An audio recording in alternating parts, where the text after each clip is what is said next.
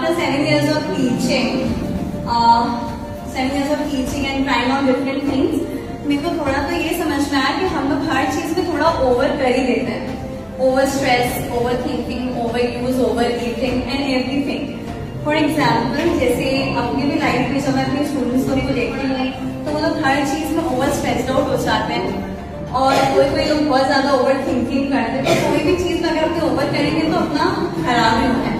आपको किसी चीज में बहुत गुस्सा आया तो आपको कभी कभी बहुत ज्यादा चिल्लाई होगे, तो अपने को हर चीज से थोड़ा काम डाउन रहने का कोशिश करें क्योंकि अपना हेल्थ भी ठीक रहेगा और अपना मेंटल स्टेबिलिटी भी रहेगा. That is for sure. And recently मरासा के जाना स्टार्ट किया तो बहुत कुछ सीखने को मिला कि अगर ये छोटा छोटा अपने बिहेवियर में चेंजेस लाते हैं ना तो अपने पर्सनालिटी में बहुत डिफरेंस आ जाता है. अभी नहीं पता चलता है कि क्या ज्ञान का बात है कि हर चीज में कभी ओवर रिएक्शन चल जाते हैं, लेकिन अगर अपने थोड़ा इसको कंट्रोल करते हैं it will make a huge difference.